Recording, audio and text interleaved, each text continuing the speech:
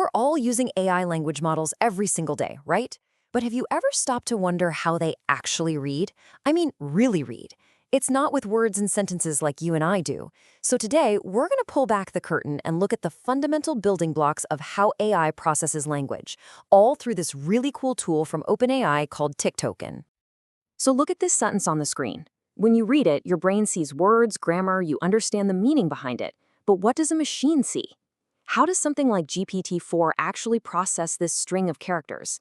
This question, right here, is the key to understanding how all of this incredible technology actually works. And here's the answer, and it might surprise you.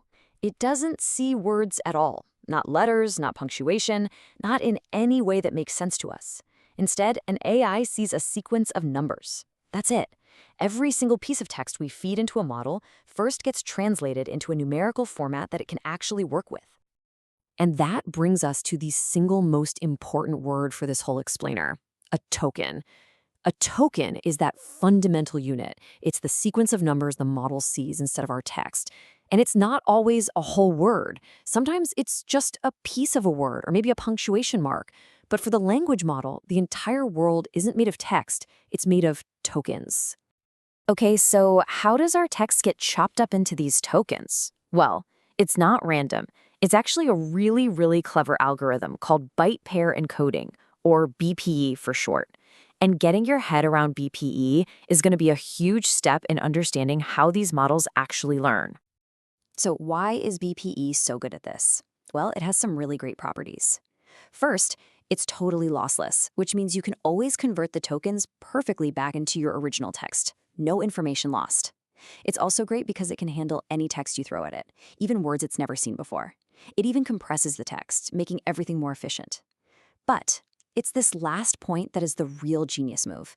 BPE is fantastic at finding common subwords. For example, think about the word encoding. Instead of treating that as one unique thing, BPE might split it into encode and ing. Now, why on earth would it do that?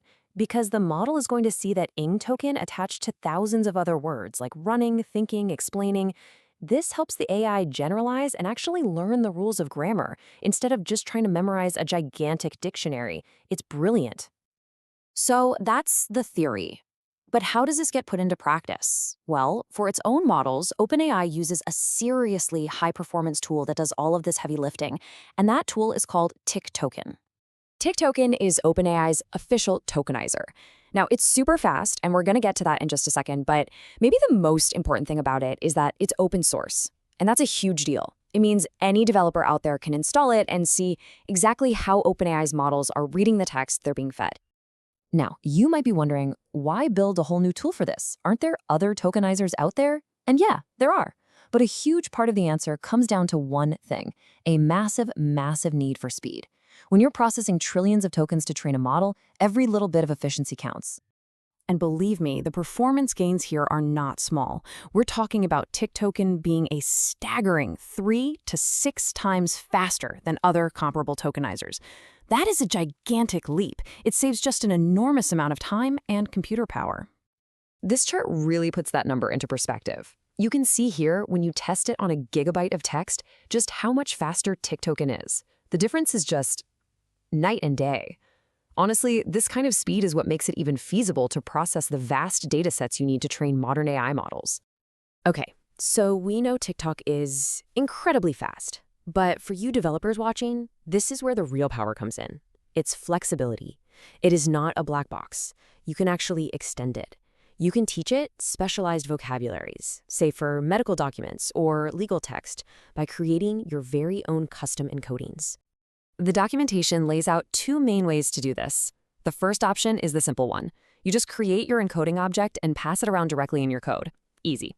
The second option is a bit more involved, using a plugin system so your encoding is found automatically. The main takeaway here is pretty clear. Just use the simple approach by default. Only go for the plugin if you absolutely have to. Now, for those of you who do need the plugin method, you have to be really precise with your project setup. You create a couple of nested folders, which is pretty standard, but pay super close attention to step 2. That TikToken_x folder must not have the usual __init.py file in it. That's a critical little detail, and it'll trip you up if you miss it. And there are a few other technical details you have to get right, like making sure you have a specific dictionary in your code. But the most important warning, the thing you really need to remember, is right there at the end. When you install your extension, you have to use a standard installation. If you use an editable install, you're going to run into problems. So there we have it. We've gone from the really basic concept of a token all the way down to the nitty-gritty of a high-performance tokenizer. We've seen that these simple little numbers are the foundation of how AI understands and even generates human language. And that leaves us with one final, much bigger question. If these tokens are the new alphabet for AI, what new languages, what new ideas, and what incredible new stories are we going to teach it to write next?